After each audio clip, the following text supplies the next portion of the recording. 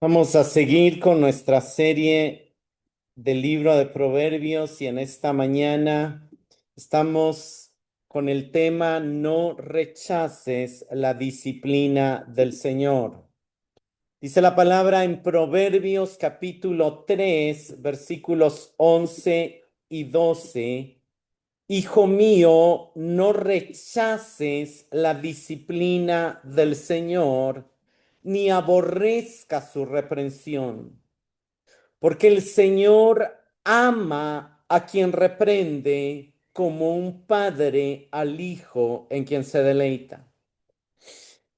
En la versión 60 dice, no menosprecies, hijo mío, el castigo de Jehová. Me gusta más el no menosprecies, pero me gusta más disciplina. Ni te fatigues de su corrección, porque Jehová ama al que castiga como el padre al hijo a quien quiere.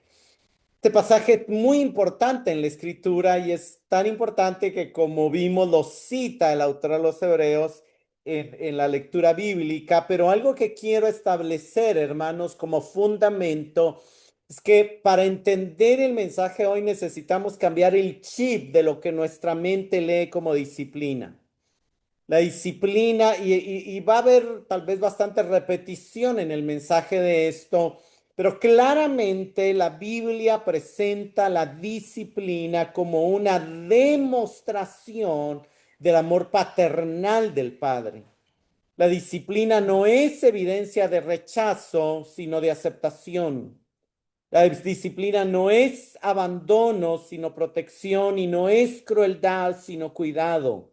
Dios disciplina porque ama a sus hijos y está comprometido con la formación de ellos. Algo muy interesante, la palabra que se traduce disciplina, la palabra que se traduce disciplina es la palabra hebrea musar, que tiene varios significados, entre ellos enseñanza, corrección, entrenamiento, advertencia, disciplina, formación moral, instrucción que moldea la vida, pero la mayoría de veces se traduce como instrucción y algunas veces se traduce como disciplina, pero va más, o sea, a mí me gusta más o creo que es la mejor manera de entenderlo como formación de vida, como formación moral. Viene de la raíz hebrea yazar, que es entrenar, formar, disciplinar, corregir, instruir mediante corrección, educar, aconsejar. Musar es la formación del carácter mediante instrucción, corrección, entrenamiento y disciplina orientados a producir sabiduría y justicia. La idea del término no es castigo por enojo, sino formación intencional del carácter, obviamente desde el amor. No es hiciste eso mal, es deberías hacerlo así. Apunta principalmente a una transformación práctica. Es una palabra que aparece muchísimo en el libro de Proverbios, pero no solo en Proverbios, sino en toda la escritura. ¿Pero por qué en Proverbios es donde más aparece? Porque como hemos visto, el propósito de Proverbios es formar sabiduría práctica y lo que el Señor quiere es entrenar nuestro corazón. A veces inconscientemente cuando oímos la palabra disciplina pensamos como en un castigo, como en una sentencia, como en una pena o condena judicial, pero no es eso de lo que la escritura habla. La escritura al hablar de disciplina habla de formación que construye y edifica el carácter. La escritura al hablar de disciplina habla del trabajo divino de proveernos recursos para nuestro desarrollo moral. La instrucción para los hebreos no era acumulación de datos o educación académica solamente. Se trataba de aprender a vivir rectamente, a desarrollar dominio propio, a caminar en temor de Dios. Era, como ya dije, formar el corazón. Y ser disciplinado no es solamente escuchar instrucción, sino implica aceptar formación, aceptar dirección, aceptar límites, ser entrenado en la vida. Eric mencionó la semana pasada en el mensaje cuál útil es aprender a escuchar consejos en el proceso de cuidar nuestra mente del engaño. ¿Por qué? Porque nos podemos engañar a nosotros mismos. Y de alguna manera, si entendiendo bien, disciplina es formación, hacia dónde nos está formando el Señor, cuál es la meta de nuestra formación. Y en esto es mucho más claro, varios pasajes del Nuevo Testamento, Gálatas 4:19, Gálatas se considera una carta de reprensión, una carta de disciplina, una carta de corrección. Y Pablo en su carta les escribe, hijos míos, por quienes de nuevo sufro dolores de parto, hasta que Cristo sea formado en ustedes. Romanos 8:29 dice lo mismo, hablando del propósito de la salvación. Dice, porque a los que de antemano conoció también los predestinó a ser hechos conforme a la imagen de su Hijo, para que Él sea el primogénito entre muchos hermanos. Y segunda de Corintios 3:18, hablando de la obra del Espíritu y de la vida cristiana, Pablo dice, pero todos nosotros con el rostro descubierto, contemplando como en un espejo la gloria del Señor, estamos siendo transformados en la misma imagen. ¿Qué imagen? La imagen del Señor que estamos viendo en el espejo. Cuando leemos acerca de Él, cuando vemos su revelación a través de la Escritura, estamos siendo transformados en la misma imagen de gloria en gloria, como por el Señor, el Espíritu. Hermanos, a veces creemos que cuando la Biblia habla de disciplina del Señor, es Dios queriendo mostrarnos cuán malos somos. No, eso es instrucción, eso es doctrina, eso es parte del cuerpo doctrinal, pero en sí la palabra disciplina no es Dios queriendo mostrarnos cuántos pecadores somos. Y también hay que dejar claro algo. Disciplina no es lo mismo que las maldiciones que vendrían como consecuencia de la desobediencia. La disciplina no es castigo, no es condena. Es el proceso formativo divino para hacer que Cristo sea formado en nosotros. No es un alfarero quebrando vasijas porque le caen mal, porque ya no las quiere ver. No, es un alfarero amando el barro y queriendo hacer la vasija más perfecta, más bella, más hermosa posible. Y en ese proceso de embellecer la vasija, retirar protuberancias, endurecimientos, piedritas que van surgiendo y que van apareciendo en el barro. Que quiero que esto quede bien claro. Ahora, obviamente, es importante. Muchos pasajes, hay algo en el hebreo, lo hemos explicado anteriormente, que se llama el paralelismo, ¿verdad? Los autores hebreos muchas veces explican un concepto con un paralelo. Y uno de los verbos o uno de los adjetivos, de las palabras con las que más aparece en paralelo esta palabra musar, que como ya dije es instrucción, pero también es disciplina, es la palabra reprensión. De hecho, en el verso que estamos leyendo es uno de los pasajes. Dice, no menosprecies la disciplina del Señor, ni rechaces su corrección, su reprensión, perdón. ¿Cómo nos instruye el Señor formativamente? ¿Cómo nos forma? ¿Cómo nos trabaja el Señor? La primera manera es a través de reprensiones. Reprensiones son advertencias, amonestaciones, consejos, correcciones, el trabajo del Espíritu Santo redarguyéndonos, corrigiéndonos, en fin. Veamos estos pasajes rápidamente. Proverbios 1:7. El temor del Señor es el principio de la sabiduría. Los necios desprecian la sabiduría y la instrucción. Aquí vemos cómo la instrucción o disciplina está pegada a la sabiduría. Este no es el pasaje del término reprensión, sino todos los demás. Pero la idea es dar de alguna manera una amplitud. Proverbios 12:1 dice, el que ama la instrucción o disciplina, ama el conocimiento, pero el que odia la reprensión es torpe. Proverbios 13:18.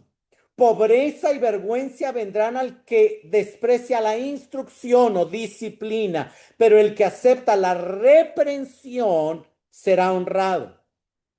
Vemos como reprensión y disciplina, porque la manera en que Dios nos instruye, nos disciplina, nos forma, es muchas veces amonestándonos, reprendiéndonos, aconsejándonos. Proverbios 15:32 y 33. El que tiene en poco la disciplina o instrucción se desprecia a sí mismo, pero el que escucha las reprensiones adquiere entendimiento. El temor del Señor es instrucción de sabiduría y antes de la gloria está la humildad. Muy interesante porque pensemos en el pasaje anterior, en Gálatas, ¿verdad? ¿Cómo disciplinó Dios a los Gálatas? A través de las cartas de Pablo. ¿Por qué? Porque como dijo Juan Pablo el juez, el enemigo los estaba estafando, se habían creído una mentira acerca del evangelio. Y hermanos, una de las maneras en que Dios nos forma es simplemente leyendo, escuchando, meditando la palabra a través de las prédicas, pero como explicó Eric, a través de también cuando un hermano nos la recuerda o cuando un hermano nos aconseja, pero aún más cuando el Espíritu Santo internamente nos ilumina, nos redarguye, nos convence de pecado y nos reprende.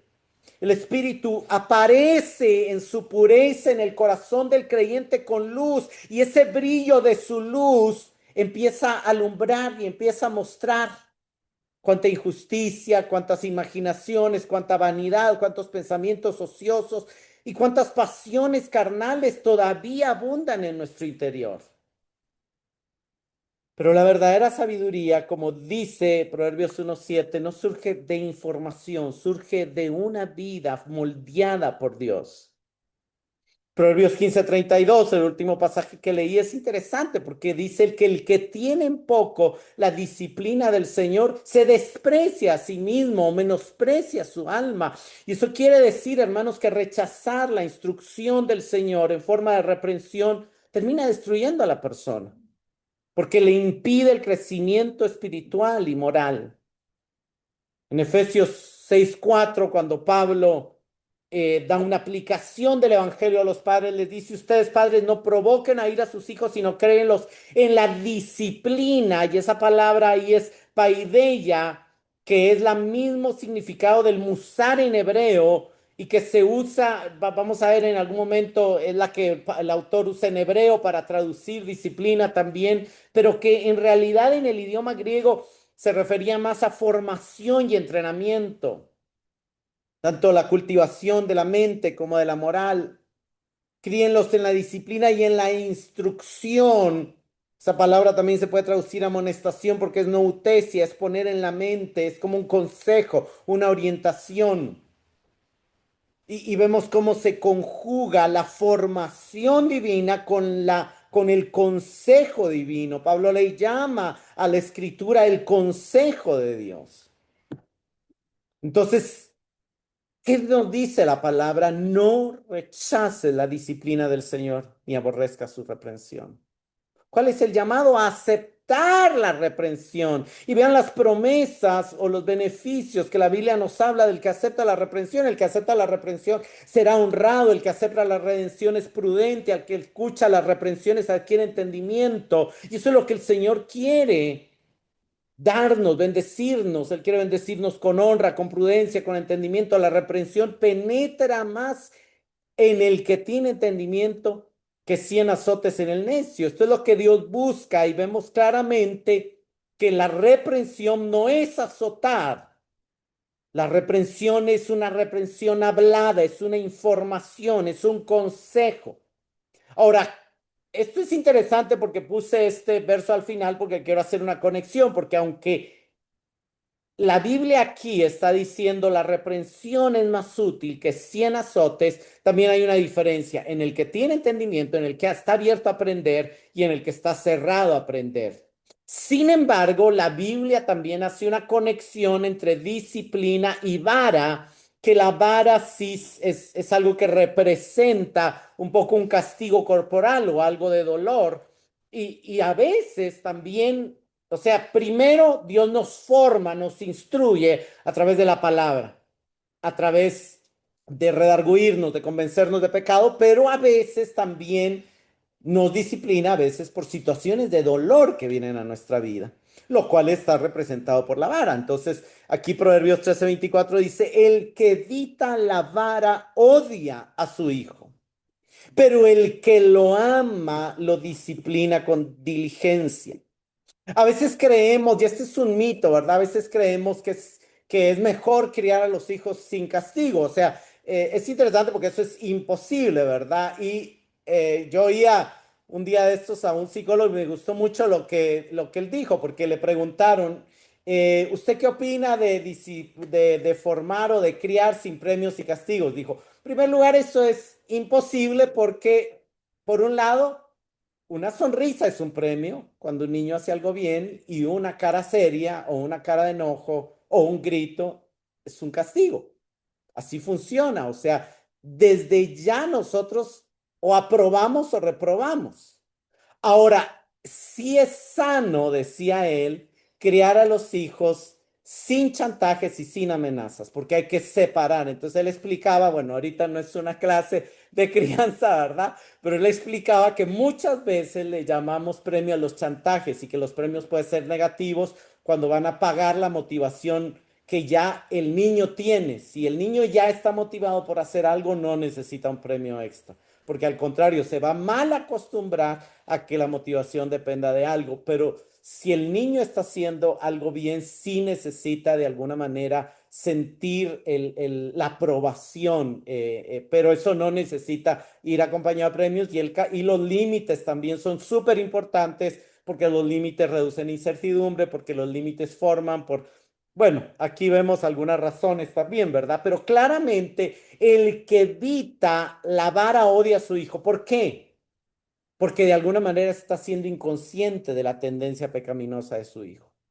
El que ama a su hijo sabe que ese hijo necesita formación, necesita límites, pero no lo va a disciplinar nuevamente como una pena, como un castigo, porque hay que hablar lo que es. A mí algunas veces me disciplinaron no como el Señor disciplina, a mí me castigaron, a mí me condenaron, a mí me amenazaron.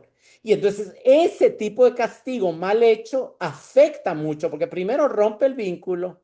Y segundo, genera grandes temores e inseguridades con los cuales después tenemos que lidiar toda nuestra vida y yo soy un ejemplo de eso y Dios ha sido bueno en ir sanando, ¿verdad? Entonces, no estamos hablando de eso y Dios no es como los padres humanos que somos malos. Jesús calificó a los padres humanos de malos en general, porque la maldad está ligada a nosotros y aún siendo malos damos pan a nuestros hijos en lugar de una piedra, ¿verdad? Pero en general hay maldad. Pero bueno, pero vean Proverbios 22:15, la necedad está ligada al corazón del niño, pero ojo, no solo del niño, de todos, porque todos hemos sido niños.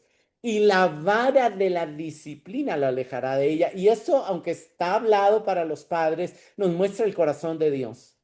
Y el corazón de Dios es que cuando el Señor trae dolor, una disciplina en forma de dolor, quiere alejar la necedad de nuestro corazón.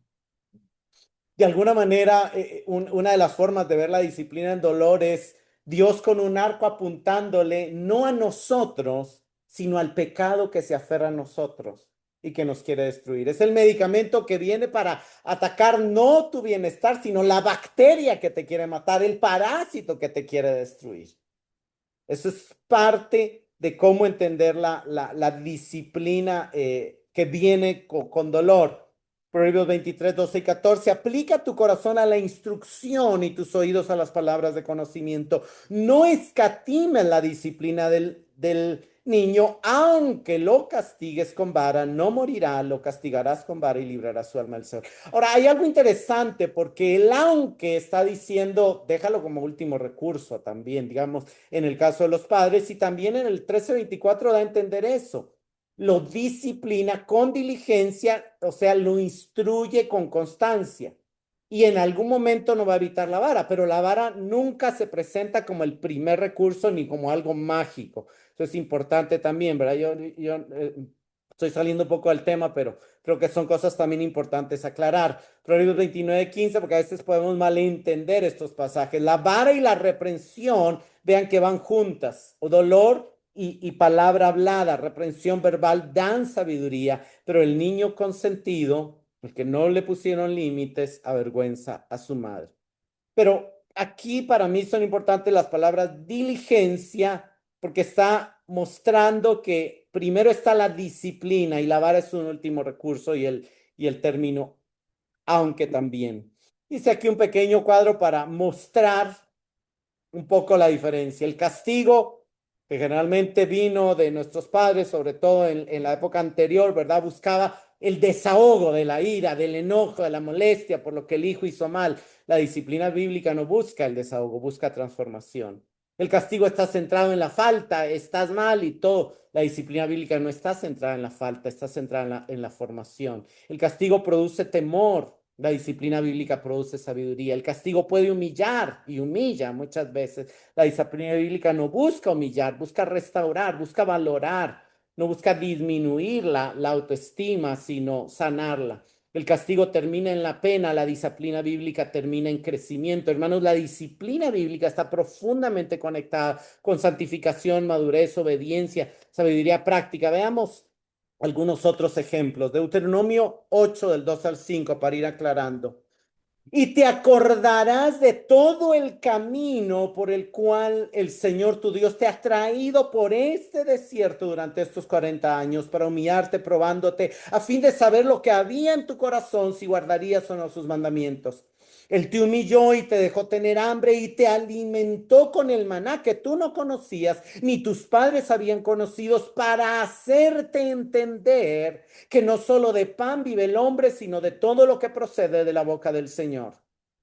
Tu ropa no se gastó sobre ti, ni se hinchó tu pie durante estos 40 años. Por tanto, debes comprender en tu corazón que el Señor te estaba disciplinando, así como un hombre disciplina a su hijo. Hermanos, la verdad fundamental a la que tenemos que volver es Dios disciplina, no a los que no son sus hijos, sino a sus hijos para crecimiento. Ahora, ¿qué era lo que Dios quería? Alejar el orgullo de sus corazones. Dos veces dice para humillarte y luego dice te humilló. ¿Por qué? Porque uno de los peligros más grandes era el orgullo. Pero díganme una cosa, ¿estaba castigando Dios a Israel los 40 años en el desierto? ¿Era un castigo? No. No estaban, los había redimido de la esclavitud y los quería llevar a la tierra prometida. ¿Por qué no lo hizo de manera inmediata? Porque no estaban listos para ser un pueblo, para gobernar una nación. Entonces necesitaban ser formados. El desierto no fue un castigo, el desierto no fue una pena. El desierto no fue una condena, el desierto no fue una consecuencia de sus pecados, fue un acto de amor para que siendo libres fueran libres de la mentalidad de esclavos y libres de las prácticas de Egipto. ¿Cuál era el objetivo de Dios al pasarlos por el desierto? Que aprendieran a conocerlo y a confiar más en Él y dejaran de confiar en sus fuerzas, en sus propias fuerzas para su sustento y su seguridad. Y por eso Dios los alimentó y les cuidó sus pies y les dio salud y hizo que su ropa no se gastara. ¿Cómo se ve aquí la disciplina divina? ¿Hubieron cosas? Sí. ¿Hubieron circunstancias? Sí. Hubo momentos de hambre, hubo momentos de sed, hubo aislamiento, hubo vida en tiendas, hubo movimiento constante. Pero ¿para qué sirvió eso? Para que conocieran al Dios que sacia su hambre, que el Dios que sacia su sed, al Dios que los acompaña en las tiendas, al Dios que va delante de ellos a través de una columna de nube y de una columna de fuego, para que vieran que el amor y el cuidado de Dios estaban siempre presentes, para que cuando llegaran a la tierra prometida confiaran en el cuidado y el amor del Dios que los había acompañado en el desierto. No era disciplina como castigo, era formación. Dios te estaba formando, te estaba instruyendo. El Señor no estaba castigando al pueblo los 40 años del desierto, los estaba disciplinando en el sentido de formando. Salmo 94, 12 al 15. Bienaventurado el hombre a quien reprendes, Señor, y lo instruyes en tu ley. Note que hay un paralelismo entre reprender e instruir en su ley. No es instruir en la ley, es enseñar. ¿Por qué? Porque nuestra cosmovisión no viene amando la ley de Dios. Entonces, nosotros tendemos a ser egoístas y viene la ley y nos dice, no, hay que amar al prójimo, hay que amar a Dios.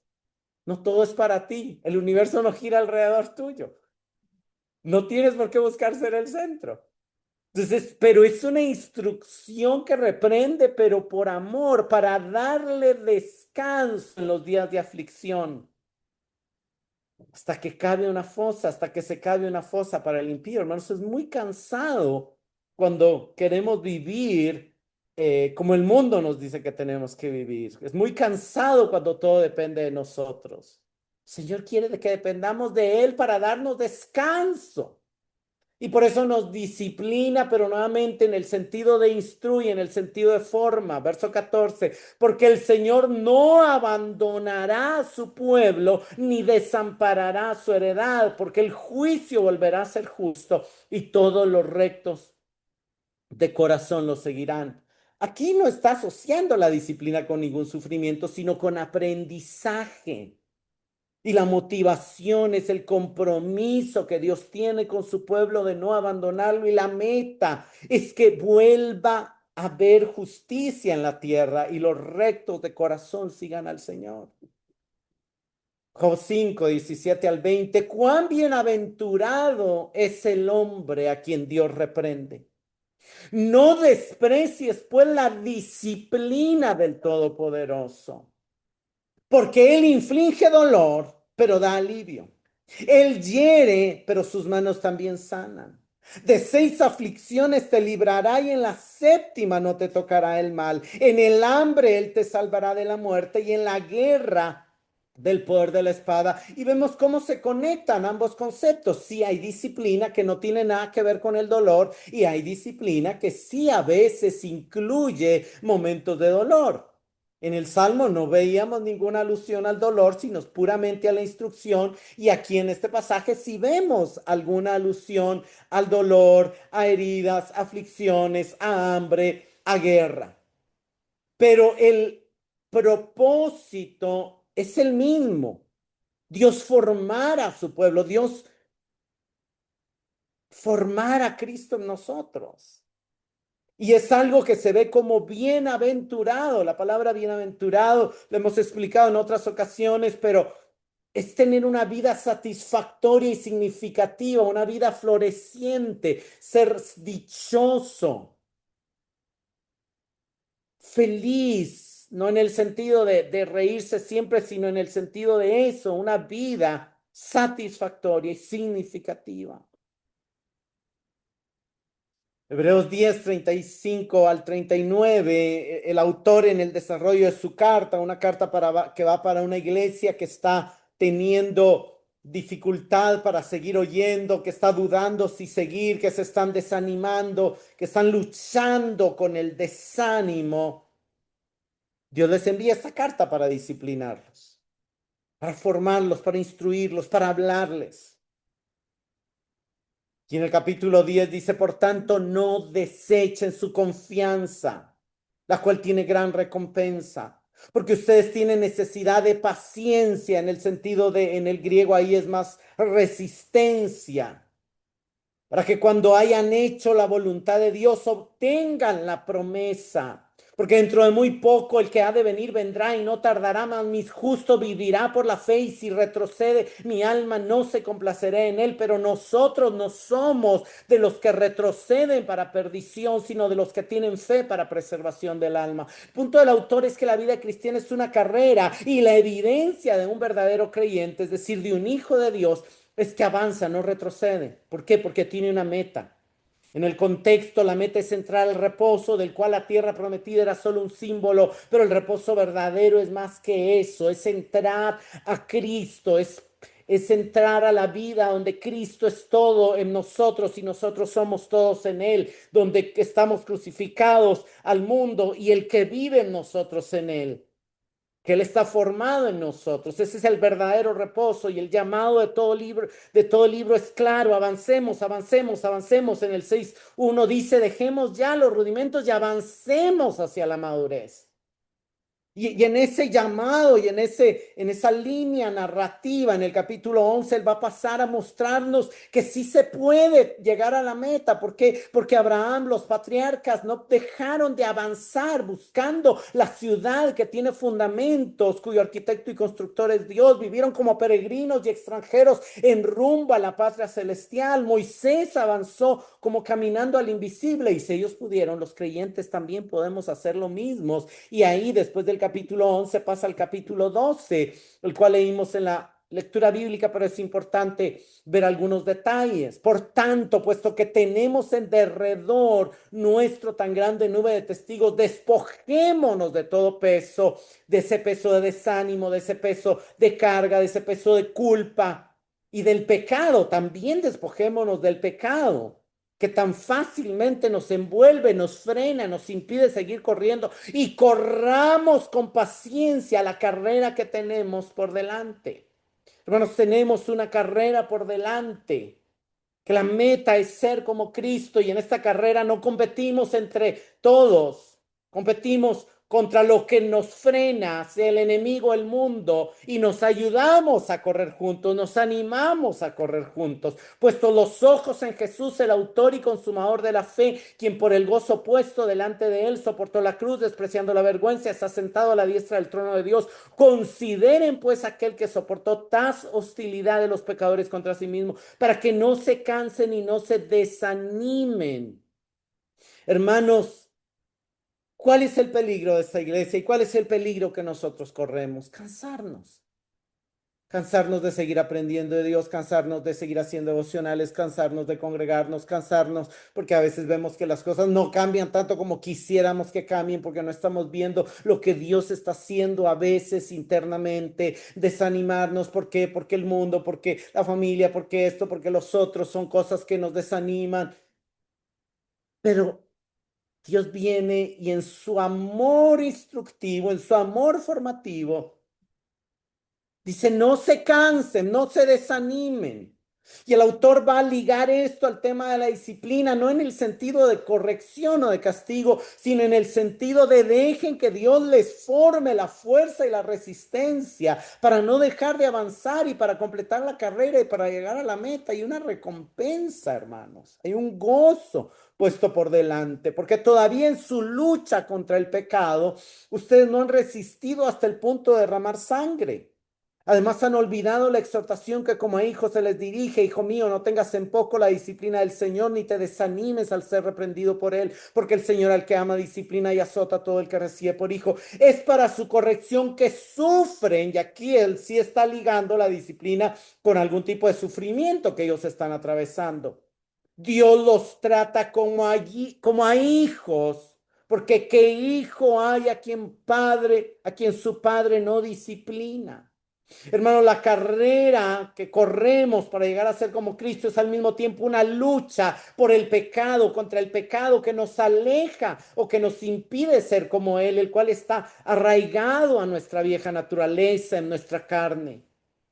Y por eso decimos, miserable hombre de mí, ¿quién me libertará de este cuerpo de muerte, de este cuerpo de pecado?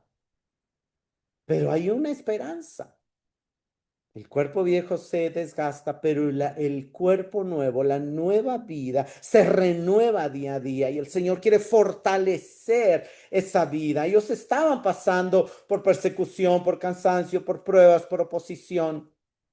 Y el punto del autor es esto que sufren, los quiere desanimar y los quiere abandonar en su carrera, pero Dios viene a través de esta carta a corregirlos, para formarlos, para que no dejen de luchar, para que no dejen de correr.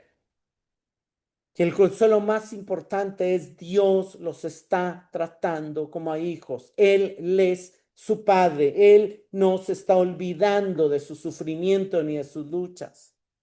Si están sin disciplina de la cual todos han sido hechos participantes, entonces no son hijos.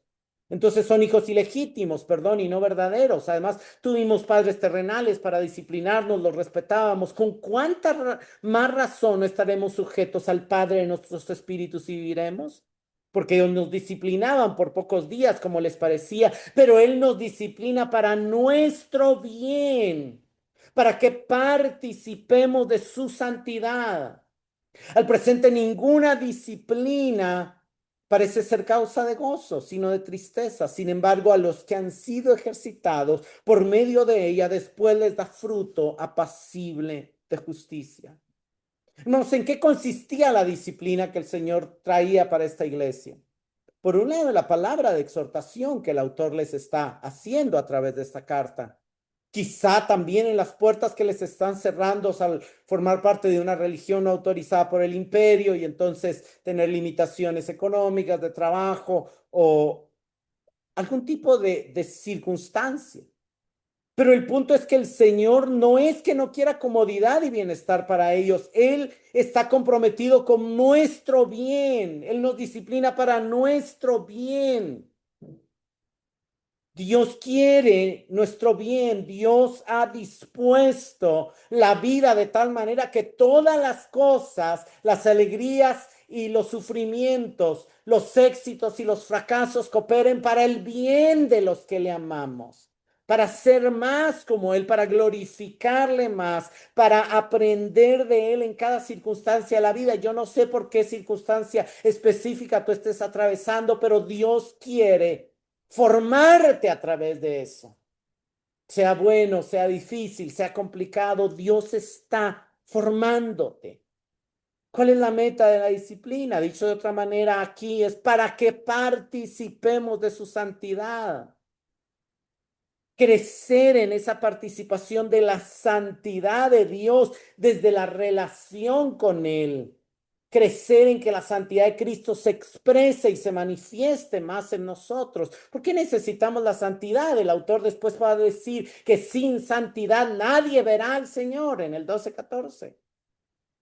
Entonces el propósito de la carrera del cristiano, ser ejercitados. Vean, sin embargo, leo la última parte de nuevo del verso 11, sin embargo, los que han sido ejercitados por medio de ella, ¿por medio de qué? De la disciplina, les da fruto apacible de justicia. Hermanos, necesitamos ejercitarnos en aprender del Señor, en entender, en oír al Señor, en dejar que Dios nos muestre que Él está trabajando, que Él está quitando, que Él está sanando, que Él está obrando en nosotros. Porque cuando vamos creciendo en ese ejercicio de aprender del Señor, tenemos una vida más justa y más llena de paz. ¿A dónde nos lleva el ejercicio en la disciplina del Señor? A vivir una vida llena de paz y de justicia. A la tranquilidad, al descanso de ser hijos justos y buenos de un Padre justo y bueno. ¿Cuál es la meta de la disciplina? Segunda Timoteo 3, 16 y 17. Toda escritura es inspirada por Dios y útil para enseñar, para reprender, para corregir, para instruir. Y la palabra aquí instruir es la misma palabra paideia, que también traduce la palabra musar del hebreo, para instruir en justicia, a fin, o sea, con la meta de que el hombre de Dios sea perfecto, equipado para toda buena obra. Hermanos, la meta de la instrucción es equipar para que podamos alcanzar la meta de la carrera, actuar y reaccionar como Cristo, y de la lucha, no ceder al pecado, sino responder en justicia y amor. ¿Qué es útil para eso? La escritura. La escritura que viene a través de nuestra lectura, a través de oír la predicación, a través de las conversaciones con otros hermanos y a través de la verdad del Espíritu que nos enseña todas las cosas y que nos recuerda lo que Dios ha dicho. Entonces, primero es enseñanza, reprensión, corrección, pero también es formación, es aplicación práctica, práctica de la justicia, que persigue el proceso de la disciplina. En la Biblia, Dios no solo quiere informar a su pueblo, a Dios no le interesa como primera instancia tener una iglesia de puros teólogos, de gente que se sepa la Biblia de memoria. Qué bonito sería, ¿verdad? Pero qué triste que a veces hay gente que ha llegado a tener mucho conocimiento en la mente, pero cero práctica en la vida. Y eso no es lo que Dios quiere. Dios no quiere solo informar a su pueblo, quiere formarlo. Y la instrucción y la disciplina es el proceso mediante el cual la verdad pasa de la mente al carácter. Dios quiere la verdad en tu mente, pero también en tu carácter. La sabiduría se vuelve conducta. Hay gente que se sabe todas las doctrinas, todas las discusiones, todo. Pero en la conducta es lo más importante y el corazón aprende sabiduría. Y hermanos, hay verdades, digamos, yo puedo decir en mi vida que yo siempre supe en mi mente, ¿verdad? Que yo era un hijo de Dios, pero con el tiempo de los años fui dándome cuenta de que en realidad una verdad tan simple, yo no la había abrazado en mi corazón. Me costaba creer lo amado que era por Dios. Y hay momentos donde todavía se me olvida. Y es una de las cosas que el Señor nos quiere recordar en esta mañana, pero vamos a ir a eso. Pero vemos que en el libro de Proverbios hiciste tanto. La sabiduría comienza cuando una persona empieza a recibir instrucción, musar, instrucción y disciplina. Y claramente, hermanos, si el proceso de disciplina presupone que hay algo en nosotros que no está bien, que necesita ser corregido, enderezado, restaurado, sanado. Y todos necesitamos formación de parte de Dios. ¿Por qué Dios nos hace sentir dolor en algunos momentos? No siempre, pero a veces. En primer lugar, el dolor nos hace sentir vulnerables, pequeños, débiles, desamparados. Vean lo que le dijo al pueblo de Israel, para humillarte, para que vieran lo que había en tu corazón. El dolor tiene la capacidad de llevarnos a un estado donde nos resulta imposible no pedir ayuda.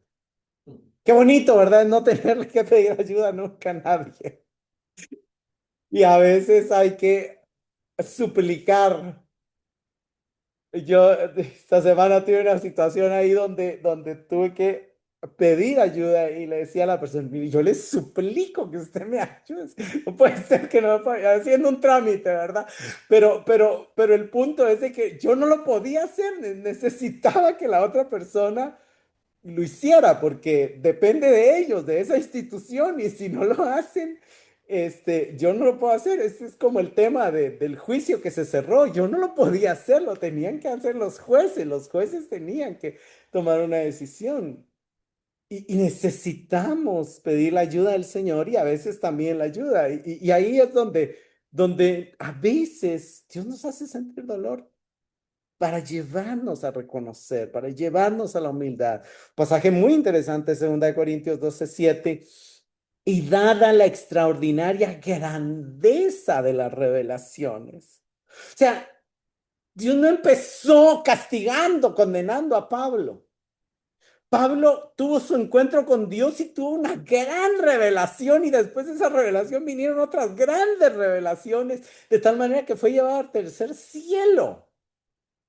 Sea, el amor del Padre para Pablo fue extraordinario y las revelaciones que le dio fueron extraordinarias. Él vio cosas de las cuales no pudo escribir ni hablar. Nos las contará ya cuando lleguemos al cielo. Por esta razón, para impedir que me enalteciera, me fue dada una espina en la carne. Mensajero de Satanás que me abofetee para que no me enaltezca. No me voy a meter en qué es la espina, simple y sencillamente una espina. ¿Cuántos les ha picado una espina? A veces en el zapato se le mete a uno adentro y uno va caminando y se quita y todo. Una espina molesta, una espina duele, una espina causa incomodidad y dolor. ¿Qué hubiera pasado si Pablo no hubiera tenido esa experiencia de dolor? Cualquiera que sea. Él mismo dice, si hubiera enaltecido. ¿Qué hubiera pasado si él se hubiera enaltecido? Dios lo habría pasado a ver de lejos, porque al altivo Dios lo mira de lejos. Entonces, ¿qué era lo que quería Pablo cuando él nos empieza a contar esta historia? Él quería que Dios le quitara esa experiencia de dolor y él nos cuenta, 3 veces le he rogado a Dios para que me quite esta experiencia de dolor. ¿Qué aprendió después de que Dios le dijo que no? Que esa experiencia de dolor, que esa espina era una bendición como el medio para experimentar la gracia de Dios y para que el poder de Dios actuara en su debilidad. Hermanos, hay dos razones por las que somos disciplinados. A veces somos disciplinados para ser corregidos por el pecado que está y que vemos y que no queremos dejar. Pero a veces somos disciplinados para impedir que el pecado llegue, como en este caso de Pablo. El pecado del enaltecimiento, el orgullo estaba ya a la puerta. Y entonces para impedir que ese pecado vuelva a tomar lugar, Dios pone esa espina. Juan 15, 1 y 2. Yo soy la vid verdadera y mi padre es el viñador. Todo sarmiento que en mí no da fruto lo quita. Eso es castigo, eso es pena. Y todo el que da fruto lo poda. ¿Usted cree que la poda es bonita? No, la poda duele para que dé más fruto. Entonces, ¿es por pecado que Dios poda a una planta? No, al contrario, es porque está dando fruto, pero aunque es buena tierra y está dando fruto, no está dando fruto al 100, de plano es del que está dando fruto al 30 o al 60. Y Dios dice, pero es que tú podrías dar fruto al 100, pero hay estas ramas aquí que están robando nutrientes y que te están quitando y no están dando fruto. Entonces voy a cortar esas ramitas para que las que sí den fruto den más fruto. Hermanos, es por amor que Dios quiere que Cristo se vea más en ti, que alcances más comunión con Él, que tengas más cercanía a Él. ¿Por qué? Porque lo que hace la disciplina es crear las condiciones para darnos la actitud del corazón que necesitamos para que Dios nos hable. Experimentar dolor también hay que entender que no es lo mismo que experimentar un cambio de corazón. Deuteronomio 36. Además, el Señor tu Dios circuncidará. La circuncisión era una incisión, un corte. ¿Duele? Sí duele. Tu corazón y el corazón de tus descendientes, para que ames al Señor tu Dios con todo tu corazón y con toda tu alma a fin de que vivas. ¿Cómo sabemos si la disciplina ha funcionado y hemos experimentado un cambio genuino? Si hemos crecido en amor a Dios, si hemos crecido en santidad a Dios y si nuestro carácter ha cambiado como producto de esa experiencia. El llamado es no rechaces. ¿Cuál es lo contrario de rechazar la disciplina del Señor? Hermanos, apreciarla, aceptarla, valorarla. ¿Y cuándo sucede esto?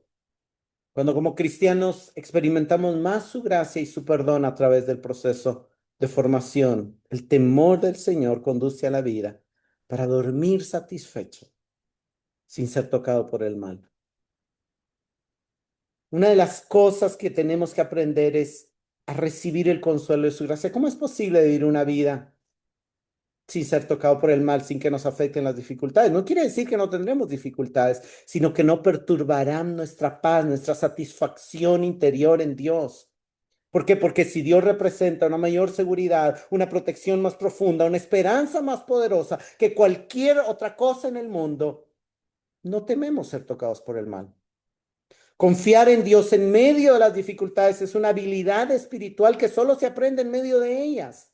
Las dificultades nos arrebatan las comodidades terrenales y entonces mediante la oración y la meditación en la palabra nos acercamos más a Dios y recibimos su único consuelo y Él se convierte en nuestra fuente de seguridad, satisfacción y descanso. Eso fue lo que Jesús le prometió a sus discípulos. Ahora, quiero aclarar algo, hermanos. Aceptar la disciplina no es, o sea, la disciplina no busca generar culpa y la culpa no es. A veces yo he escuchado esto y yo dice, ay, es que el Señor me está disciplinando, pero la gente lo dice desde la culpa. Sí, es que yo merezco la disciplina del Señor. Y a veces esto es algo contrario al Evangelio. Proverbios 16:6, con misericordia y verdad se expía la culpa, y con el temor del Señor el hombre se aparta del mal. Dios hizo un acto enviando a su Hijo, y su Hijo hizo un acto muriendo en la cruz para expiar nuestra culpa. La misericordia y la paz y la verdad se besaron en la cruz. Pero a veces la culpa nos daña más de lo que realmente deberían, porque la culpa es positiva cuando nos lleva a arrepentirnos al Señor, pero si nos arrepentimos y confesamos nuestros pecados, debemos recibir su gracia y creer en que en su fidelidad Él nos limpia de todo pecado y no debe de permanecer la culpa. El temor del Señor no tiene nada que ver con la culpa. El temor del Señor es admiración, es reverencia por Él. La culpa y el temor al castigo surgen de estar centrados en nosotros. y nos generan preocupación por ser lastimados, pero el verdadero temor al Señor, que es instrucción de sabiduría, profundiza nuestra relación con Él, llevándonos a un mayor asombro por su amor, que produce en nosotros una respuesta de obediencia en amor. Hermanos, ser disciplinados por el Señor, aceptar la disciplina del Señor, es también aceptar la revelación del amor sacrificial de Jesús, que nos humilla y a la vez nos humilla, dándonos cuenta que somos nosotros los que teníamos que morir en esa cruz por nuestro pecado, pero a la vez nos confirma en amor, mostrando que Él murió por nosotros. Nos confirma en el gozoso temor del Señor, impulsándonos a vivir para Él. La disciplina, hermanos, no es penitencia, no es expiar nuestro pecado. Es formación, es corregir el hábito que nos lleva a pecar. Pero Dios no nos disciplina como castigo, como expiación. Cristo llevó el castigo. Él expió nuestros pecados. Y debemos alabar al Señor por darnos un poderoso incentivo para servirle sin abrumarnos por la culpa a través del Evangelio. Hermanos, tenemos que crecer en el sentido de no abstenernos de pecar porque odiamos las consecuencias, sino porque nos entristecen, porque nos dañan y porque ofenden a Dios. Y que el Señor conceda el ser libres de la culpa. Juan Pablo tocaba este pasaje el jueves y nos preguntaba dónde debemos encontrar nuestro valor. Y nos mostraba que como que la escritura nos muestra encontrar nuestro valor en Dios. Miren cuán grande amor nos ha otorgado el Padre, que seamos llamados hijos de Dios. Y eso somos. Por eso el mundo no nos conoce, porque no le conoció a Él. Amados, ahora somos hijos de Dios. Y aún no se ha manifestado lo que habremos de ser, pero sabemos que cuando Cristo se manifieste seremos semejantes a Él, porque lo veremos como Él es y todo el que tiene esta esperanza puesta en Él se purifica así como Él es puro. Aquí no dice, somos hijos de Dios y vamos a ser completamente. Entonces, no importa cómo vivamos, no, lo que está diciendo es, somos hijos de Dios, somos amados, pero todavía no nos parecemos tanto al Padre como Él quisiera que nos pareciéramos. ¿Y qué es lo que nos impide parecernos al Padre? ¿Qué es lo que nos impide parecernos a Cristo? Estas cosas que nos contaminan, entonces nos purificamos. Porque ya soy, pero me quiero parecer más a lo que soy. De hecho, todo el llamado de las cartas del Padre es vivan lo que son. Son santos, vivan como santos, son justos, vivan como justos. Son gente amada y que ama, vivan amando. Una pregunta interesantísima es, ¿fue Jesús formado? ¿Recibió Jesús instrucción o disciplina?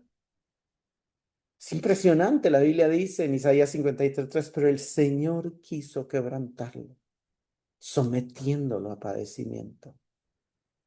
Y Hebreos nos explica un poco más, porque convenía aquel para quien son todas las cosas y por quien son todas las cosas, o sea, Él es el creador de todas las cosas y el beneficiario de todas las cosas, pero convenía a ese que creó todas las cosas, llevando muchos hijos a la gloria, hiciera perfectos por medio de los padecimientos al autor de la salvación de ellos. Por cuanto él mismo fue tentado en el sufrimiento, es poderoso para socorrer a los que son tentados.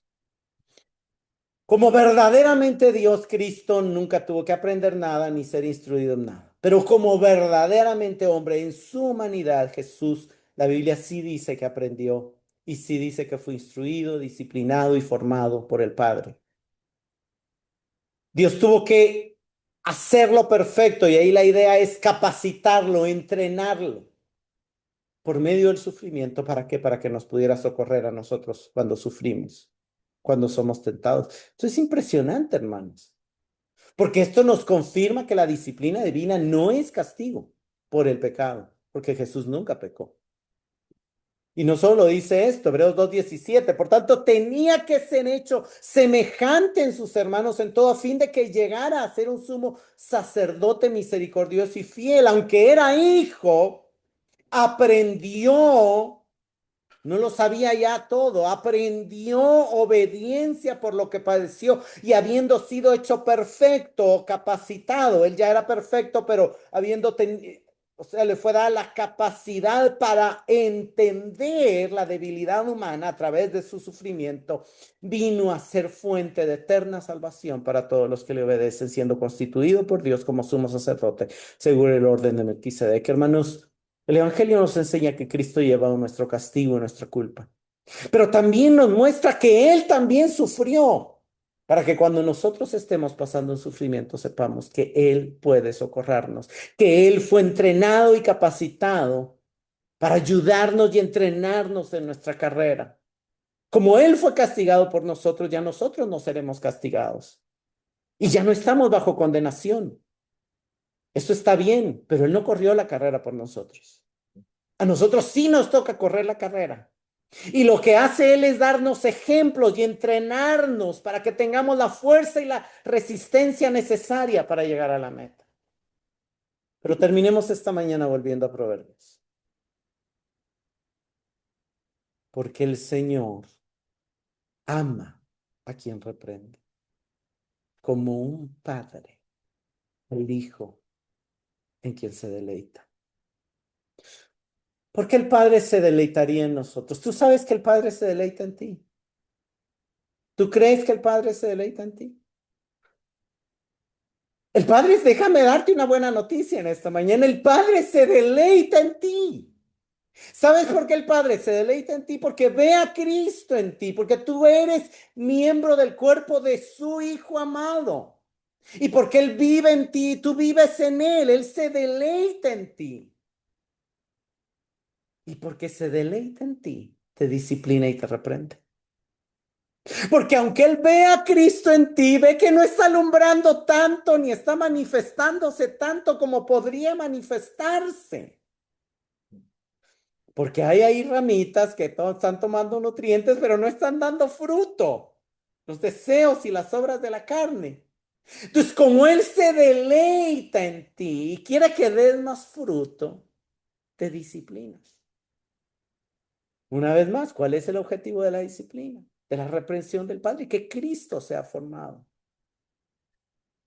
Porque el Evangelio no es solamente para salir de Egipto, para el dominio del pecado, sino es el proceso de Dios para llevarnos a habitar en la verdadera tierra prometida en Cristo, de manera que habitemos en Él y Él habite y sea visto y expresado en nosotros. Mi hermano, déjame decirte que el Padre se deleita en ti. Mi hermana, el Padre se deleita en ti. Y porque se deleita en ti, te quiere formar para que tú te deleites en Él al igual que Él se deleita en ti. Lo que Dios quiere es cortar y quitar lo que te está impidiendo deleitarte más en Él y en su amor. Pero yo quiero que te vayas en esta mañana con la verdad grabada en tu corazón de que el Padre se deleita en ti y por eso te está formando.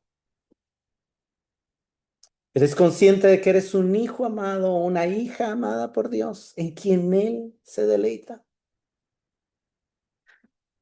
¿Notas que la disciplina es primero reprensión hablada? No solo es dolor, no solo es sufrimiento. La disciplina empieza escuchándote. Percibes el amor de Dios a través de su instrucción. Está la palabra cambiando y renovando tu manera de pensar. ¿Crees que los planes de Dios para ti son para tu bien? Créelo. Dios quiere lo bueno para ti. Yo no sé, pero puede ser que haya algo que te está produciendo dolor en esta etapa de tu vida. ¿Será necesario ese dolor para quitar algún pecado, para impedir otro pecado, para separar algo que te pone en riesgo? Pongámonos de pie en esta mañana.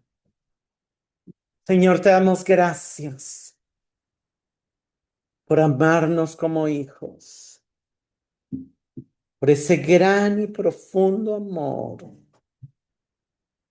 que como un buen padre tienes para nosotros.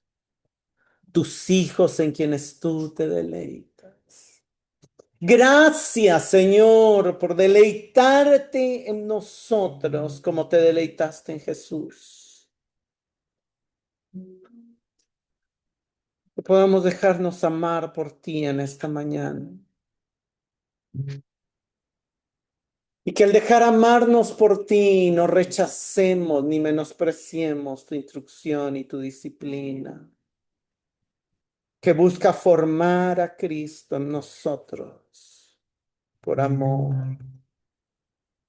Al contrario, Señor, queremos valorar, apreciar, amar tu instrucción. Queremos crecer en sabiduría, en temor del Señor y en amor a ti. Queremos cada día ser más como tú. Síguenos formando, síguenos instruyendo, síguenos entrenando, porque tenemos la esperanza de llegar a ser plenamente hijos, tan parecidos a ti como podamos serlo, cuando entremos en la gloria.